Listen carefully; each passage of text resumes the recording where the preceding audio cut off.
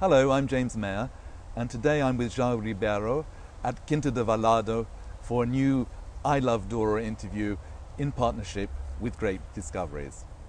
João Ribeiro, good afternoon. Hello, James. Thank Hello. you very much for a visit. You're welcome to Quinta de Vallado. Thank you so much. It's a pleasure to be with you this afternoon. Mm-hmm. João, you are the CEO of Quinta de Vallado, and you're equally a descendant of one of the Douro's most famous figures, Dona Antonia Adelaide Ferreira, who was a great 19th century businesswoman and wine producer and innovator.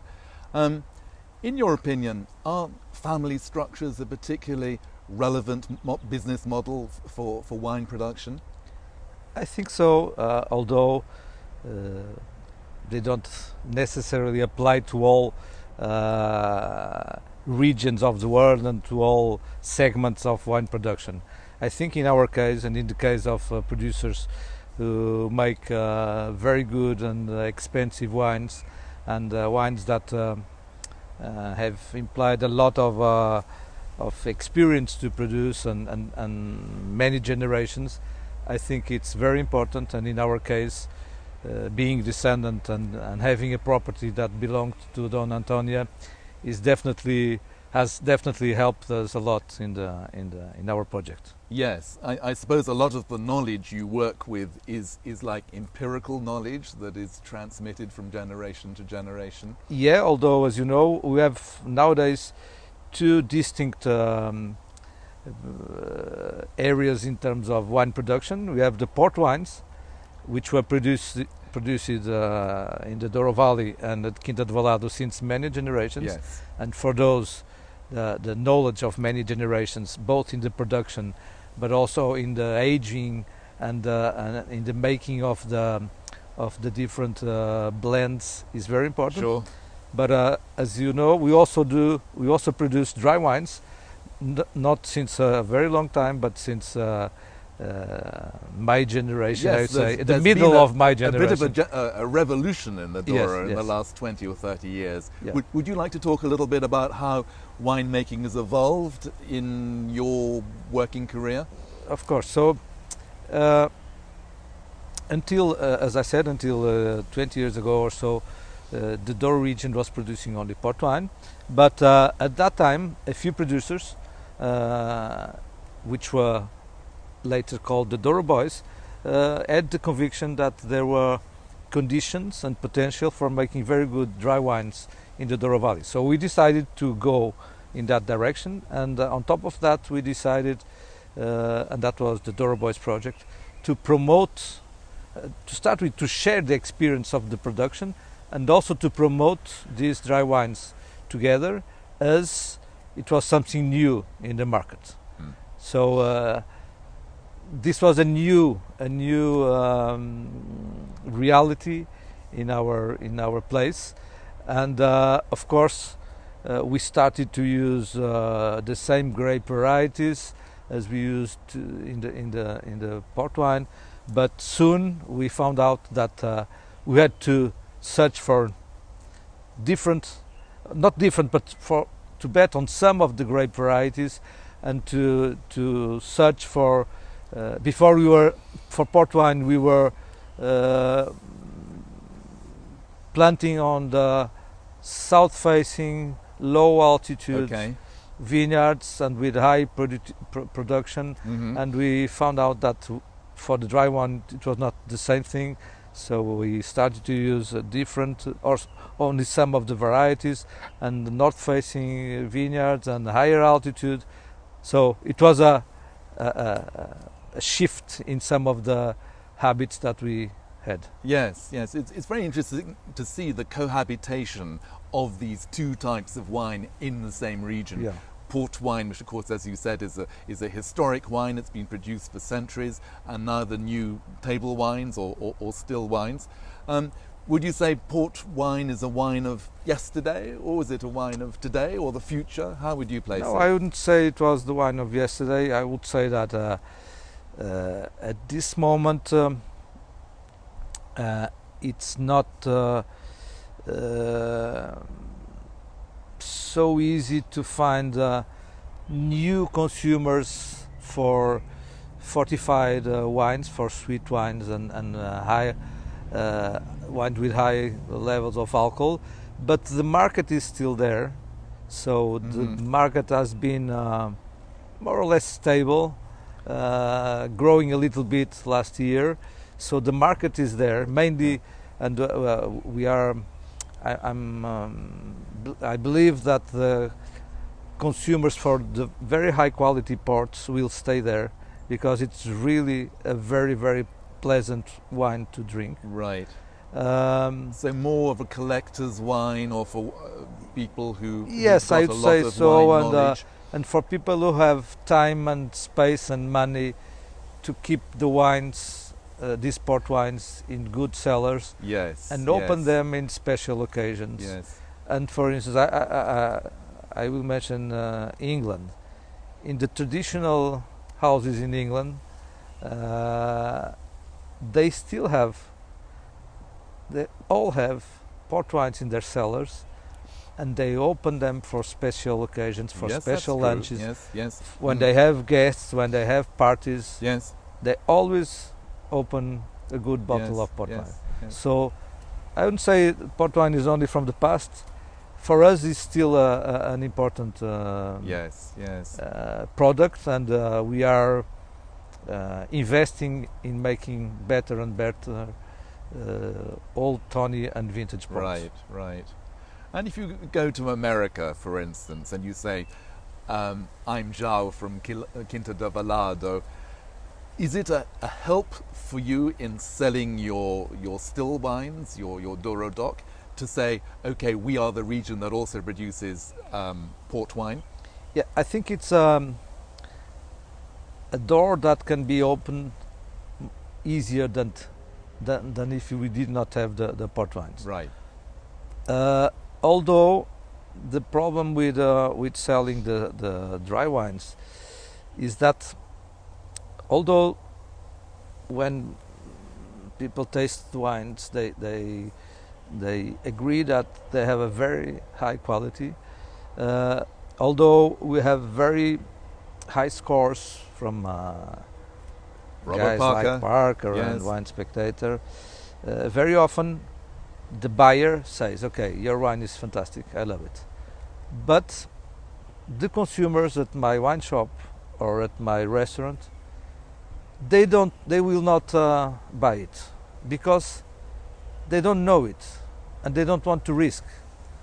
If it is an expensive wine from the Douro Valley, it's difficult that they risk paying a high price for a wine that they don't know that doesn't have still a very a prestige.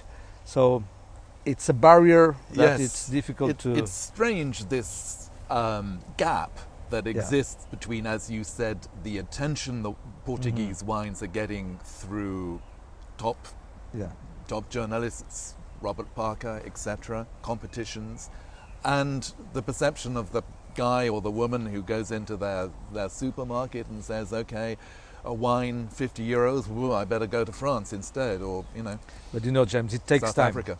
Sure. We would like that things could happen faster, but it took also time for the French and the Spanish and the Italian, and so it's not from one moment to the other. In that segment. Yes, of course. If you go to the supermarkets, one day, if we have there a Portuguese wine with a very good price, with a very exciting label, yes, and we make some sort of promotion or campaign, right, it can go like that. Right, yes.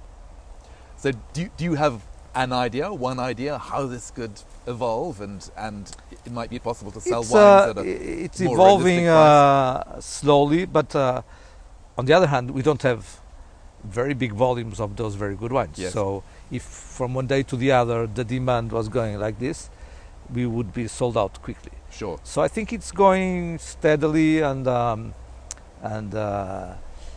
very important variable is also the price. So we need to increase the price of our wines and get closer to the price of the very good wines from Indeed, yes. Italy or France or Spain. Yeah. But we are going on that direction, and of course now we had this interval, which made things much more complicated. Let's see how things are going to come back. But we were going on the right direction. It's June 2020, and you're referring, of course, to the COVID pandemic. Yes. How's your work been affected by that? Both work in the vineyard, wine production, exports. So we have 5 different teams. So we have the people who are working in the vineyards, and those didn't stop. And they could not stop because we need to prepare for the harvest. Sure. And they are on the open air and not so close to each other, so it's not so problematic. Then we have the people at the winery working with the barriques and with containers where we have the wine and making the blends and moving the wine from one place to the other. And those we had during some weeks. We divided the team in 50-50, and they were working alternatively. Right. But now they are all working again. They're all working together again. Yes. Okay. Then we have our tourism team, and those all went home because we closed the hotels, and the restaurant and the wine shop and everything. But now they are all back. You told me you've reopened your 2 hotels and the restaurants. That's fantastic news. And we've been fully booked. Wow. In the last that's wonderful. 2 weekends and also during the week. Yes. And we are getting many new bookings, which is very good. So we are recovering. That's very exciting. That's very exciting. Then we have the team at the office, and we also sent like 70% home. Some of them working from home, some of them with layoff, but now they are all back again. Good. Well, it sounds as if things are practically back to normal. Right.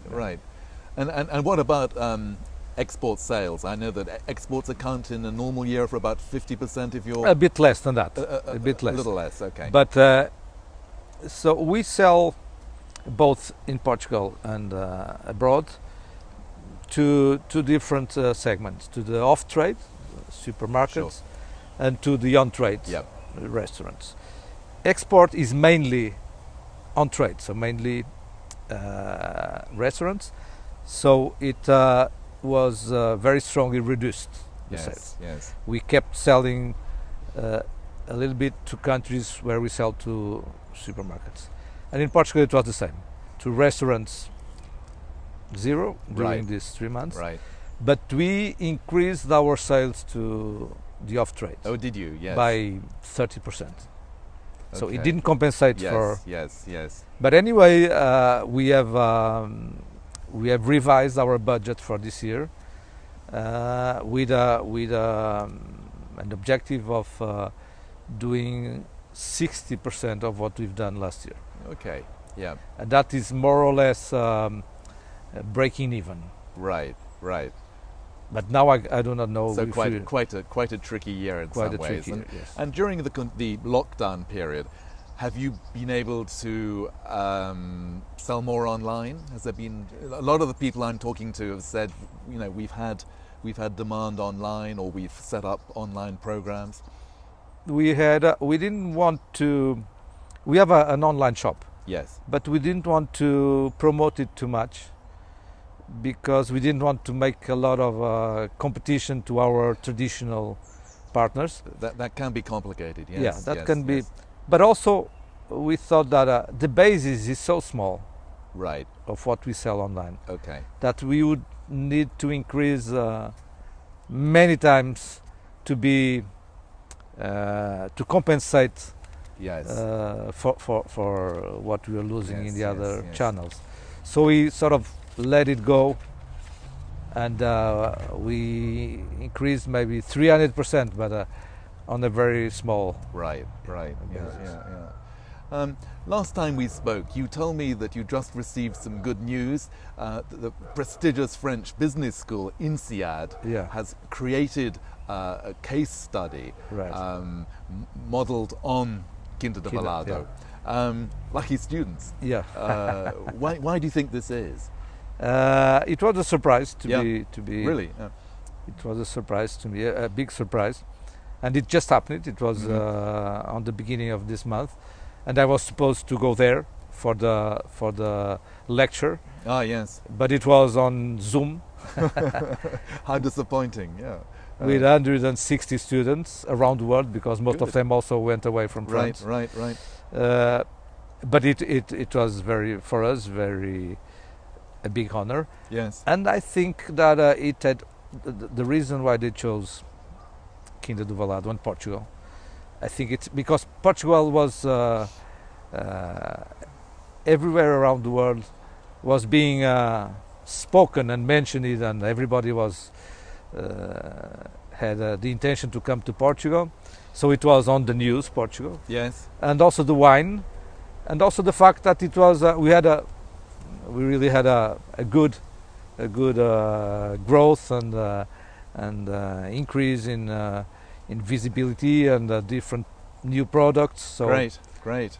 Yes. they thought yes. it was an interesting case to present Yes, to the yes, students. yes. And wine is wine Of course. all the time. Everybody likes to Yes. speak and discuss and learn yes. about wine. I wonder if in the years to come that will persuade any of those students to buy vines or enter the wine trade. Interesting to. I have no doubt about that. Yes. You know, all those students, they have very the perspective they have, or the probability they have to get very interesting jobs is very high. Yes. All of them. Fantastic. It's on the record. Sure. So Fantastic. no school. doubt some of them will one day want their own vineyard Yes. because it's part of the Right. it's part of the But history. you're- But one interesting question they've Yes. put to the students yes. was how many of them had heard about Vallado before. Ah. It was 11%, Oh. which is pretty interesting. Although they had something like 30 Brazilian students, Okay. so the probability for a Brazilian student Yes. to It'd to be have interesting to take the temperatura in 5 years' time and see. Yes. Yeah. But we were talking about tourism. It's interesting to consider how Portugal has segued very successfully from 2019, when tourism in Portugal was perceived as something very, very strong and pretty well top end of the market, and wine tourism, of course, was an important part of that, to the COVID situation, where now internationally Portugal is seen as a safe place and a country that's responded in a very responsible way to the COVID pandemic, and that's fantastic. And so- anyway, I think it's this makes us think about the unpredictability of the world. yes, We discussed many times what could happen, what could damage Portuguese tourism. Yes, We yes. spoke about the airports which were full sure, and no more capacity. sure, We spoke about eventual terrorist attacks. We spoke about the service of the restaurants and hotels not being as good as, but we never No, imagined. no, I something don't. like I don't this. think anybody imagined. It's, Yes, And other things can happen that we are not imagining. right, To tourism right, or to the wine or right, to the. right. So it makes you be more realistic. Yes, indeed. And I think in the end it was good for Portugal comparing to other countries, because apparently we behaved well, Yes, at least up to yes, now. Yes, And our neighbors in the south of Europe, which is a very strong destination, the Yes. south of Europe, because Yes, of the yes. climate, because sure. of history Yes. and art and all that. Yep. They didn't behave so well. No, So nowadays, I think there's a stronger will to come to Portugal than to Spain or Italy or. let's hope so. Yeah. I think for me one of the really good reasons to get onto a plane and come to Portugal in the next few months, is the white wines of the Douro. Now, 20 or 30 years ago, of course, the Douro was not associated with white wine. It was Vinho de Porto and it was red wine. Would you like to talk a little bit about the development of white wine? I know you have fabulous white wines at Quinta de Vallado. Thank you. So I can say that the white wine was, we had more doubts about the potential of the Douro for white wines than for the red. Red for us was almost, I would say, the risk was very, very small of not doing interesting wines. Right. With the whites, it was not, we were not so confident. But to start with, I think one of the interesting things about our white wines from the Douro is that we use, of course, they are very good. We managed to do very good wines, and I would say top-class world white wines, and using different varieties that no one tried or tasted before, because we are not doing Chardonnays or Sauvignon Blancs or other few very well known that everybody is using. Sure. So it's a challenge, and it's very interesting for consumers around the world to try something completely different and very good. Yes. And then we started to produce dry wines with the same white varieties that we used for port wines, but they were not so interesting because they lacked freshness and acidity. Right.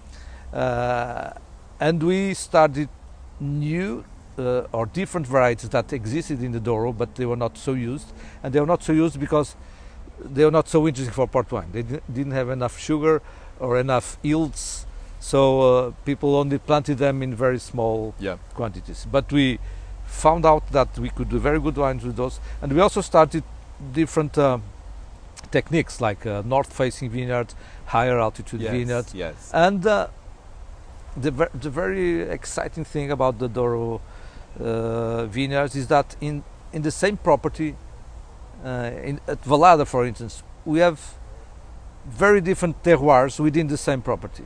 Yes. So we can do different red dry wines. That's incredible. In the same property and very different from each other. Yes. Because of the place where they are, and also because of the variety we use. And the same happens with white wines. Yes. Yes. So it's really exciting to be able to show very good dry white wines from a very hot area. Yes. Yes. I recently spoke to two of your colleagues about Riesling. Yes. One of these winemakers was Dirk Nieport, who of course makes Riesling in the Douro. The other was Miguel Roquette of Quinta de Cristo, and he said, "I love Riesling. I loved drinking Riesling." And when I said, "Well, would you make a Riesling here in the Douro?" he said, "No. What would you make a Riesling?" Now I was started to be very surprised because you mentioned Riesling and Miguel Roquette, and I thought, are they starting to produce Riesling? No, but it was for the opposite. Yes. No, not really. No. Although I think Riesling makes fantastic wines. Yes. But I would say let Riesling for the Swiss and the German and the Austrians. All right. Yeah, and let us try to do our own Riesling as good as we can with Arintos or Rabigatos or fabulous local Gouveus, yes. Portuguese varieties, yes. Because I think that is what we can. That's the opportunity we can take advantage of. Of course, I think it's very interesting for Dirk to make a Riesling because he's always thinking about different things. Okay. Yes. But maybe his concern is not so much about selling that Riesling. Is more about finding out what he can do with the Riesling and make 100 bottles. Maybe we could turn the question the other way around and say, what about exporting Portuguese grape varieties? We know, of course, that Touriga Nacional, for instance, has been very successful recently in the Bordelais. What do you think this is a good thing, or You mean exporting the vines themselves? the actual vines? Yes, planting them. But I don't think they're going to plant them in France. No. Maybe for like a dark Newport we Yes, have all right, is on yes. Toriga, Yes. and I know that in South Africa some guys have planted. Maybe in countries where they don't have native varieties. Okay. And Yes. but I would expect that Toriga would stay a Portuguese. So we won't see Toriga Nacional in the south of England, or I know that they also tried Toriga Nacional, but I would say Toriga Nacional, at least from what we know, behaves best in warm and has Yes. the capacity. That's the good thing of the Toriga Nacional. The It has the capacity to resilience. survive. Yes. Yeah. Yes. In very different environments in terms of Yes. lack of water and in terms of temperature. Yeah. And lack of water. This brings us on to the subject of climate change, of course. Do you feel that the climate change is impacting the Douro specifically, or does the Douro have, through perhaps its grape varieties, the capacity to almost ignore climate change? No, not at all. No, because when this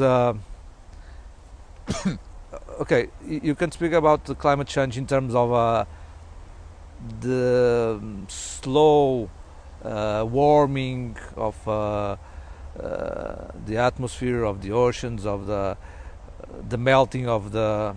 But that is, I mean, it's not so slow in terms of the history of the land. But you don't notice every day. No. But then there are the very strong things that happen, like heat waves that can burn any kind of grape variety, Right. or the hail storms in the summer that can destroy, or the lack of rain, Yes.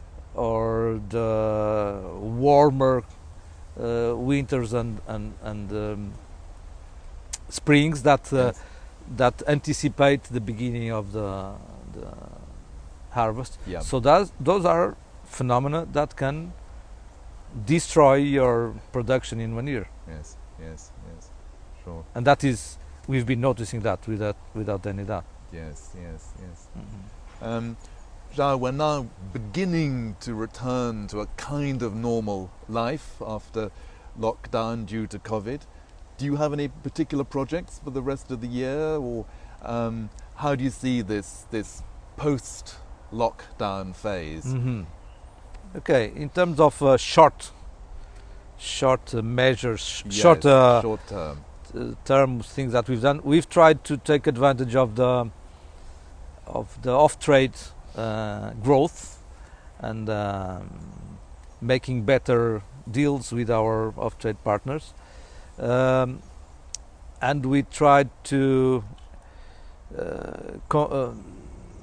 to have a better